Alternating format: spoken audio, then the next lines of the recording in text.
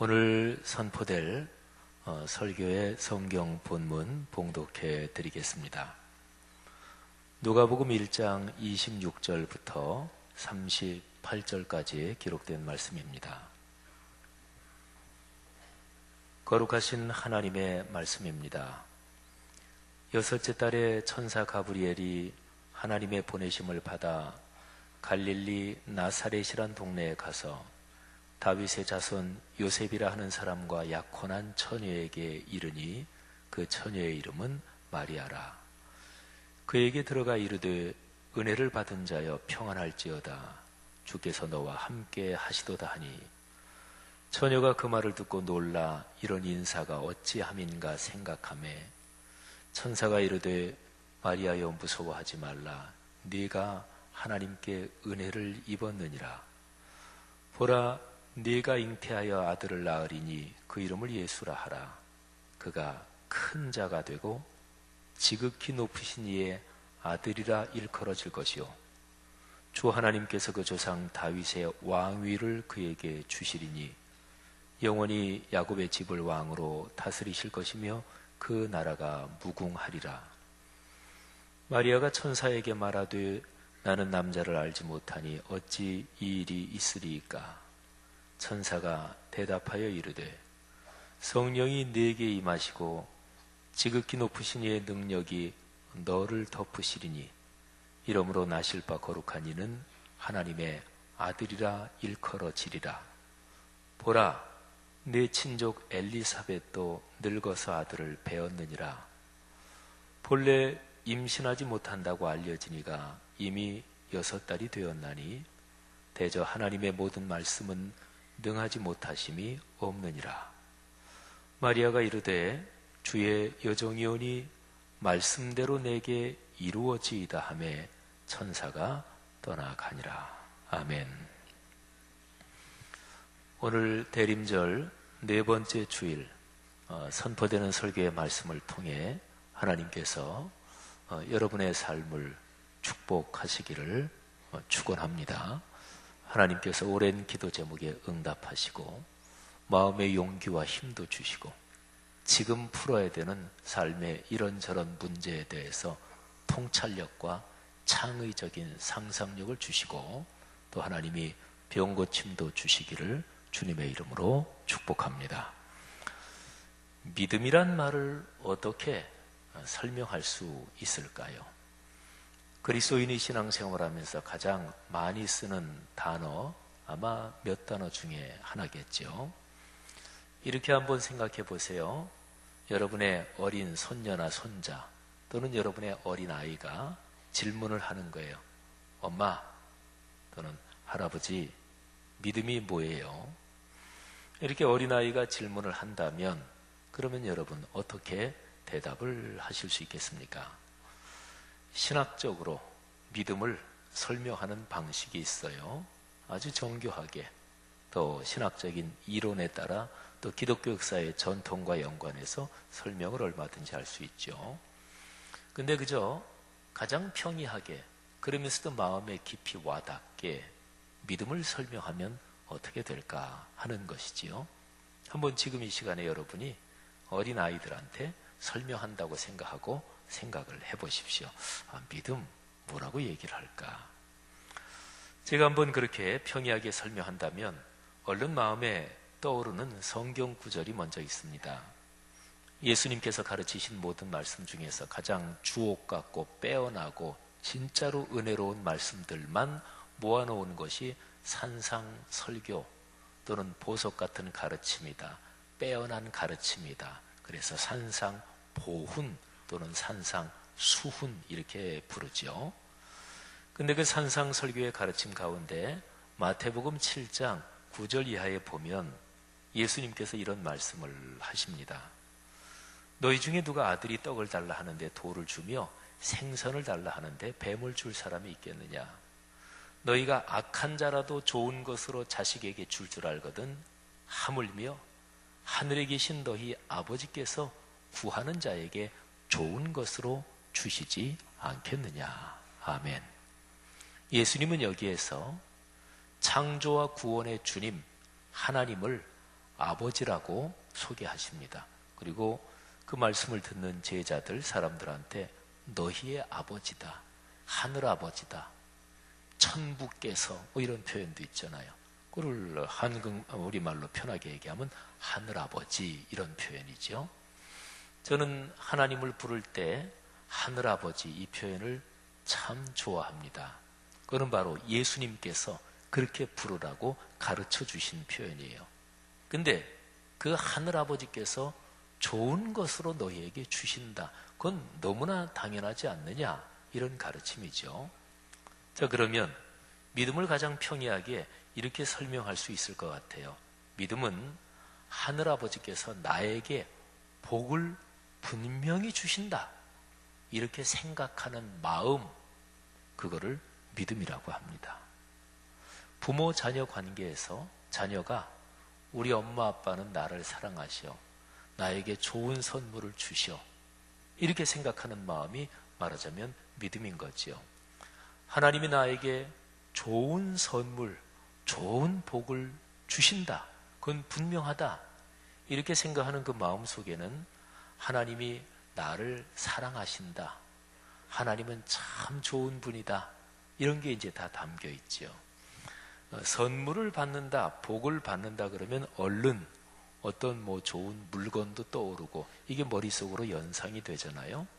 더구나 지금 크리스마스의 계절 아니겠어요? 그러면 보통 크리스마스 트리, 그 나무로 된 장식, 그 아래 이제 포장지 이쁘게 해놓은 선물 포장, 뭐 이런 게 머리에 떠오르기도 하지요. 하나님께서 나에게 선물을 주신다, 복을 주신다, 이게 믿음입니다. 사랑하신 여러분, 여러분은 지금 여기에 계신 분들은 하늘아버지께서 주시는 선물을 받을 자격이 다 있어요. 근데 그 자격이 여러분이나 또는 제가 하나님 아버지께 뭐를 이 정도 일을 해드렸으니까 제가 당연히 받아야죠, 그런 자격은 아닙니다. 우리는 원래 우리 자신의 본 모습으로 보면 하나님이 우리에게 선물을 주실, 복을 주실 아무런 이유도 없는 사람이에요.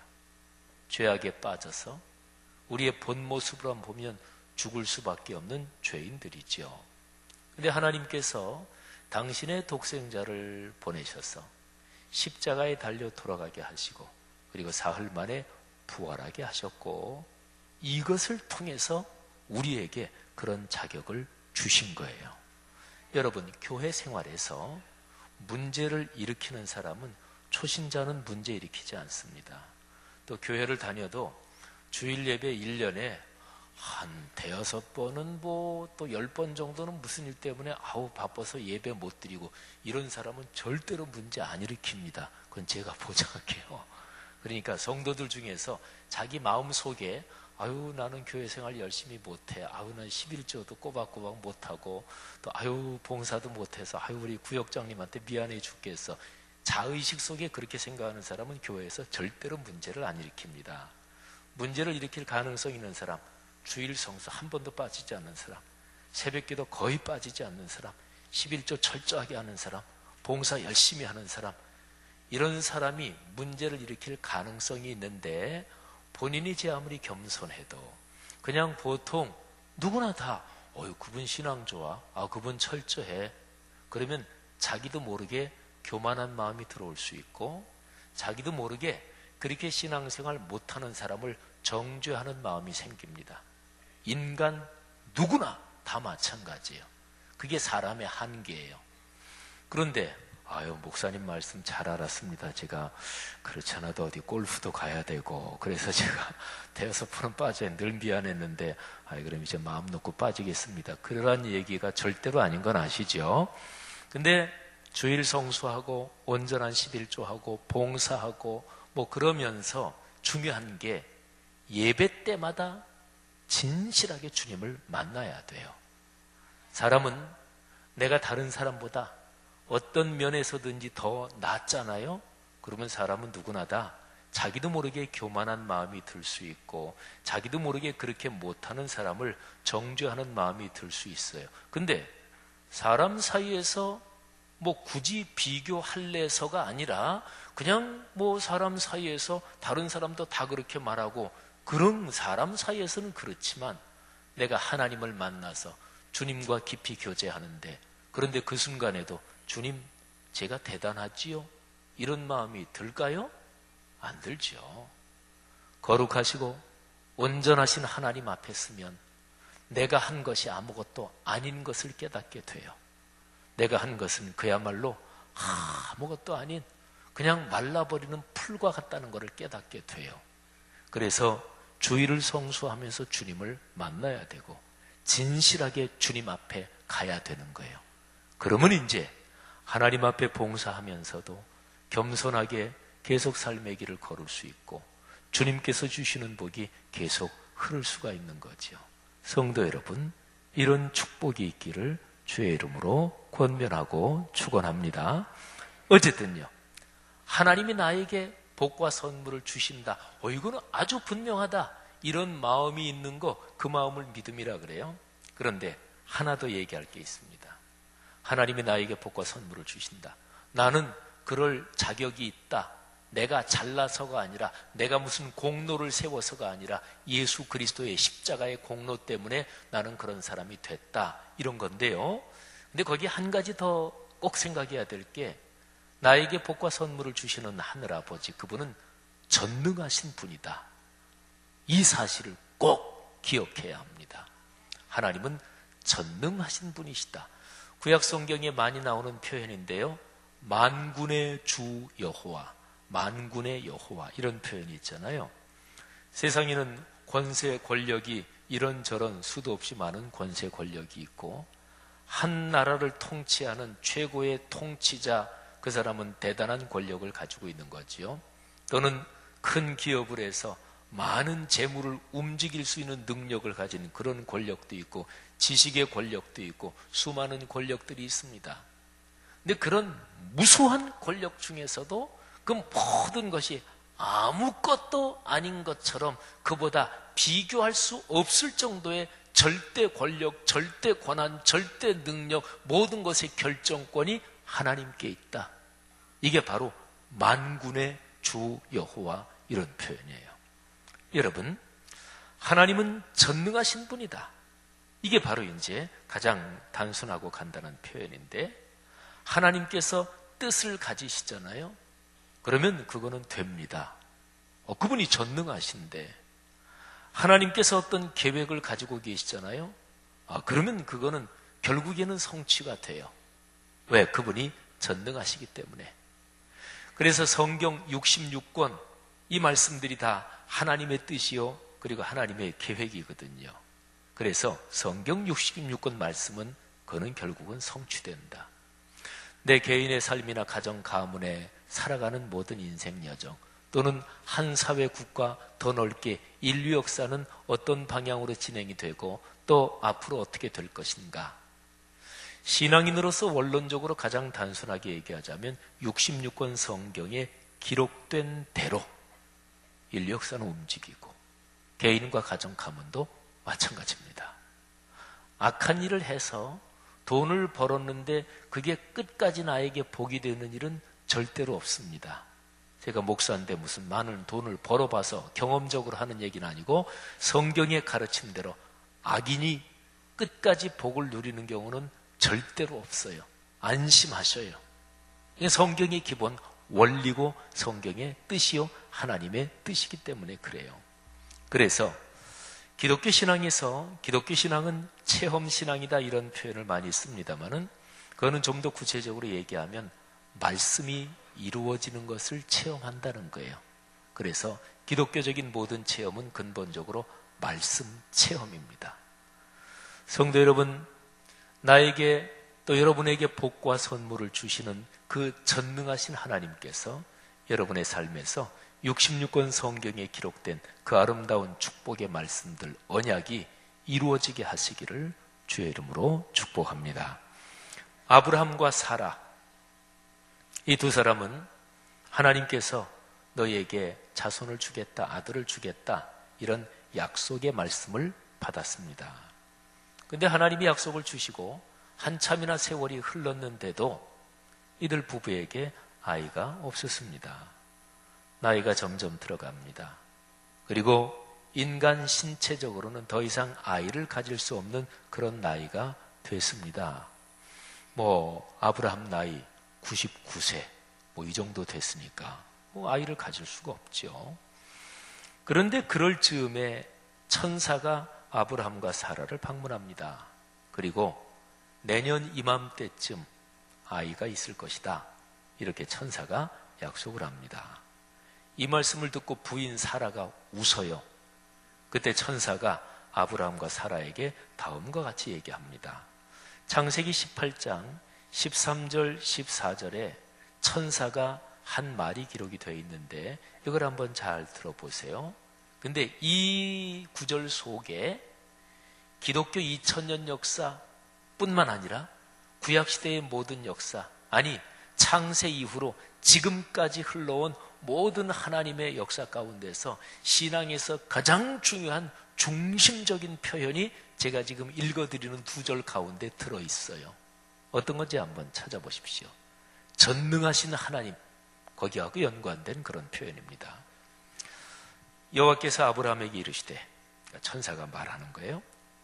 사라가 왜 웃으며 이르기를 내가 늙었거늘 어떻게 아들을 낳으려 하느냐? 여호와께 능하지 못한 일이 있겠느냐? 기한이 이를 때에 내가 네게로 돌아오리니 사라에게 아들이 있으리라. 아멘. 여러분, 여기 천사가 전한 말 중에서 하나님이 전능하신 분이다, 이거를 표현한 그 부분이 어디인가요? 여호와께 능하지 못한 일이 있겠느냐? 없다는 얘기죠. 여러분, 아브라함부터 시작해서 혈통적으로 보면 구체적으로 이스라엘 민족, 유대인의 역사가 시작이 돼요. 그러니까 아브라함은 이스라엘 민족의 시조입니다. 그런데 이스라엘 민족이 어떻게 시작됐나? 아브라함 사라가 아이를 가질 수 없는 신체 상태일 정도로 늙었거든요. 인간적으로는 불가능했어요. 그런데 하나님께 능하지 못한 일이 있겠느냐? 절대로 없다. 하나님이 뜻하시면 된다. 그러니까 하나님의 전권적인 능력으로 아브라함과 사라가 아이를 가진 거예요. 그렇다고 본다면 아브라함과 사라를 통해서 이어지는 육체적 혈통은 사실은 보통의 피의 혈통이 아니고 그건 하나님의 의지, 하나님의 뜻이 이어진 거예요. 그러니까 구약의 이스라엘 백성은 창세 이후로 죄악으로 망가졌던 인류를 구원하시기 위해서 하나님께서 전능하신 능력으로 이스라엘 민족을 새롭게 창조하신 거예요. 그렇죠. 그렇지 않았다면 하나님이 일찍 아들을 주셨을 거 아니겠어요? 그러니까 일부러 하나님께서 인간적으로는 절대로 임신이 불가능하다, 그런 상황에서 창조의 능력으로 아들을 주셨고, 그래서 이스라엘 민족은 그렇게 탄생하신 거예요. 구약 성경에서 아주 제일 거의 중요한 부분인 이 아브라함과 사라가 아들을 얻는 얘기, 여기에 담긴 뜻이 그거예요. 하나님은 전능하시다 하는 거죠. 이 하나님이 여러분과 저의 아버지셔요. 이 하나님이 여러분을 사랑하십니다. 그리고 여러분에게 복과 선물을 주시기를 원하셔요. 그 선물을 받으시기를 바랍니다. 또 하나 얘기를 말씀드릴까요? 하나님의 전능하심에 대한 그런 연관된 얘기입니다.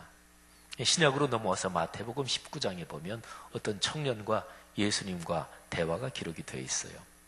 그 청년이 예수님한테 와서 이렇게 질문합니다. 선생님, 제가 무슨 선한 일을 해야 영생을 얻을 수 있겠습니까?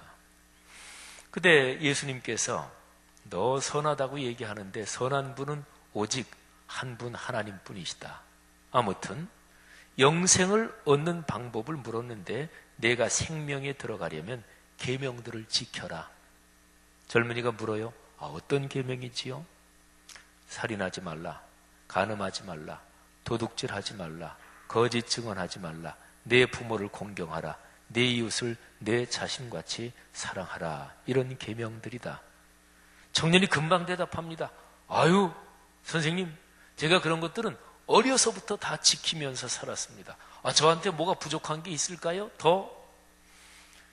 예수님께서 이런 말씀을 하십니다. 그 청년이 부자였거든요. 내가 온전하고자 할진대 가서 내 소유를 팔아 가난한 자들에게 주라. 그리하면 하늘에서 보화가 내게 있으리라. 그리고 와서 나를 따르라. 마태복음 19장의 기록은 그 청년이 예수님의 이 말을 듣고 근심하면서 돌아갔다 그랬어요. 이 청년에게는 자기의 인생의 자존심, 인생의 중심이 걸린 게 자기가 가지고 있는 재산이었어요. 사람은 누구나 다 자기의 자존심이 걸린 부분이 있습니다. 내 인생에서 요거는 제일 중요해. 거기에 걸린 부분이 있는데 그거는 사람마다 틀려요. 이 부자 청년의 경우에는 자기가 가진 재산, 그 부였습니다. 어떤 사람은 자기가 사회적으로 어떤 직급까지 올라갔다. 그게 자기 인생의 자존심이 걸린 부분이에요. 그래서 말할 때마다 그거를 강조해요. 어떤 사람은 자기가 가진 어떤 지식 또는 자기가 가진 가방끈, 이게 늘 자기의 자존심이 걸린 분야예요. 말할 때마다 그거를 강조해요. 나는 이거의 전문가다. 그게 자기 자존심이 거기에 걸려 있으니까. 어떤 사람은 자기 자식이 잘 됐어. 거기에 자기 인생의 자존심이 걸려 있는 거예요. 누구나 다 그런 게 있죠. 모양은 다르죠. 그런데 기독교 신앙은 내 자존심이 걸려 있는 바로 그 지점 또는 그거를 주님 앞에 내려놔야 돼요. 그래야 그게 기독교 신앙이에요. 그걸 가리켜서 헌신이라고 합니다. 음악하는 사람은 최고의 음악을 만든다. 이게 소명이잖아요. 목회하고 있는 목사는 내가 목회하고 있는 교회 참으로 복된 교회를 만든다. 근데 어떤 면에서는 그것까지 주님 앞에 내려놓는 거예요. 그게 진정한 헌신이에요. 자, 청년이 갔어요. 예수님이 그걸 보고서 이렇게 얘기합니다. 굉장히 유명한 얘기예요. 내가 진실로 너희에게 말한다. 부자는 천국에 들어가기가 어렵다. 다시 너희에게 말한다. 낙타가 바늘귀로 들어가는 것이 부자가 하나님 나라에 들어가는 것보다 오히려 더 쉽다. 예수님의 이 말씀을 문자 그대로 하면 부자는 절대로 천국에 못 들어갑니다. 상식적으로. 낙타가 바늘귀로 들어가는 일은 절대로 없습니다. 그러면 부자들은 한 사람도 천국에 못 들어간다는 얘기가 되죠. 여기에 내가 부자다 이렇게 생각하시는 분 계시면, 저는 물론 아들이 둘이 있으니까 당연히 부자입니다만 재산적으로 나 부자다 이렇게 생각하는 사람은 요 구절만으로 하면 그냥 고민하실 필요 없어요. 아유, 나 천국에 들어가기는 뭐 틀렸구나 이렇게 그냥 결론을 내리시면 되는데, 그런데 제자들이 듣고 놀라서 이렇게 물어요. 그러면 누가 구원을 얻을 수 있습니까? 그때 예수님이 이렇게 대답하십니다. 예수님의 이 대답에 아브라함 사라 부부에게 천사가 해준 얘기, 전능하신 하나님 그 얘기가 여기에도 또 흐르고 있습니다. 들어보십시오. 예수님이 대답하시는 거예요. 구원 사람으로서는 할 수 없다. 그러나 하나님은 다 하실 수 있다. 사실은 어떤 사람이 부자다. 그게 자존심이 걸리면 그게 구원의 길을 방해해요. 가방끈이 길다. 그게 자존심이 걸리면 목사든 신학자든 다 거기에서 넘어져요. 내 자식이 우상이 된다. 그러면 거기서 다 넘어져요. 그러니까 오죽하면 아브라함과 사라가 100세에 얻은 아들 이삭 때문에 그게 거의 우상이 되니까 하나님이 내 아들 잡아 죽여서 불태워 바쳐라 이렇게까지 명령을 했으려고요. 그 우상이 되면 그것 때문에 인생 망가지는 거거든요. 그게 해결돼야 되는데 인간으로는 불가능해요. 안 돼요. 내가 객관적으로 비교해 볼 때 다른 사람보다 절대로 진짜 이게 나은데 이 면에서는 나를 따라올 자가 없는데 거기에서 어떻게 자랑이 안 돼요. 그러니까 인간적으로는 안 돼요. 그런데 성령의 은혜가 임하시면 되는 거예요.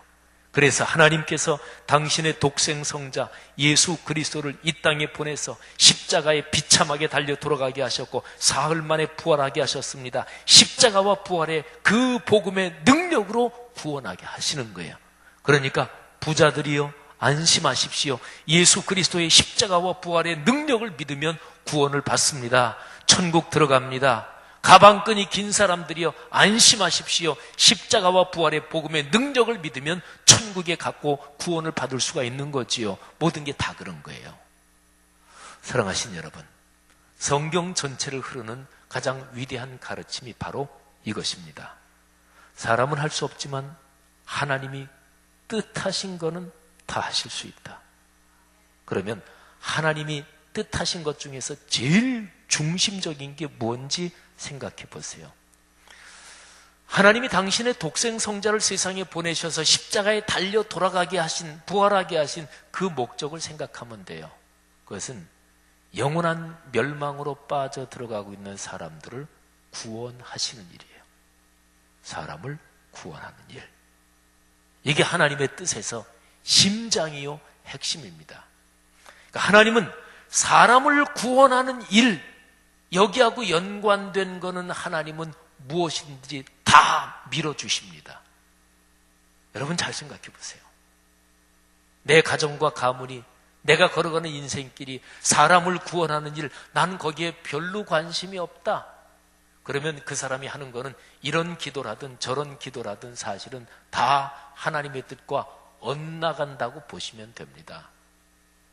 하나님께서 예수 그리스도를 보내서 영원한 형벌로 죽어가는 사람을 구원하신 그 일을 위해서 하나님이 사람 몸을 입고 세상에 오셨는데, 하나님 내 인생길이 거기에 섬기는 삶이 되기를 원합니다. 내 가정 가문이 거기를 섬기는 삶이 되기를 원합니다. 이런 제목을 가지고 있으면 하나님께서 그 사람과 가정 가문을 축복해 주십니다.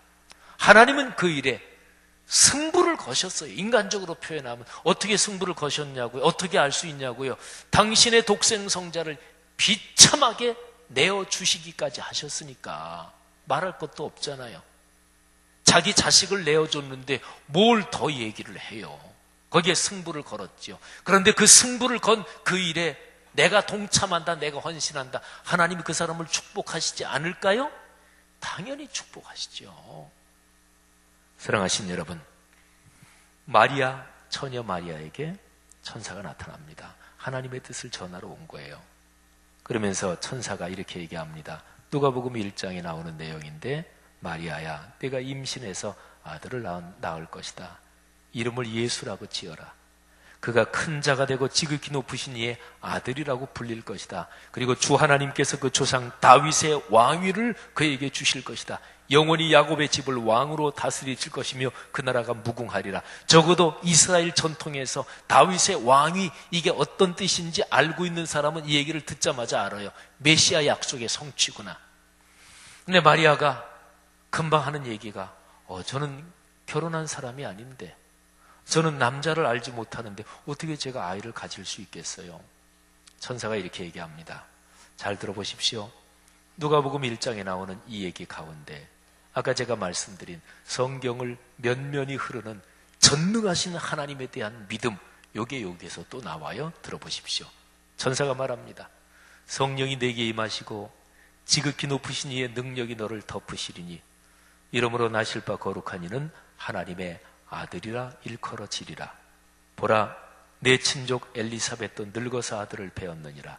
본래 임신하지 못한다고 알려진 이가 이미 6달이 되었나니 대저 하나님의 모든 말씀은 능하지 못하심이 없느니라. 아멘. 어떤 구절인가요? 맨 마지막 부분 아니겠어요? 하나님의 모든 말씀은 능하지 못하심이 없느니라. 말씀은 이루어집니다. 말씀은 내게 이루어지지 않아도 어디에선가 누구에겐가 이루어집니다. 내가 거기에 순종하면 내 가정과 가문의 축복이 될 거예요. 마리아가 천사의 말을 듣고 이렇게 응답합니다. 저는 주님의 여종입니다. 말씀대로 내게 이루어지이다. 할렐루야. 사랑하신 여러분, 마리아는 하나님의 말씀, 곧 하나님의 뜻에 자기의 삶을 걸었습니다. 이 믿음의 여인을 하나님은 당신의 위대한 구원 사건의 도구로 쓰셨습니다. 이게 바로 크리스마스의 사건이에요. 성도들이요, 하나님의 말씀에 나를 헌신하는 믿음을 갈망하십시오. 말씀이 내게 이루어지게 하소서 하는 고백을 안고 삶의 길을 걸으시기를 바랍니다. 용기를 갖고 하나님의 뜻에 여러분의 삶을 던지십시오. 여러분의 삶에 기적이 일어날 것입니다. 복과 기쁨이 넘치는 위대한 인생길, 위대한 가정, 가문, 그게 바로 여러분의 삶이 되시기를 주의 이름으로 축복합니다.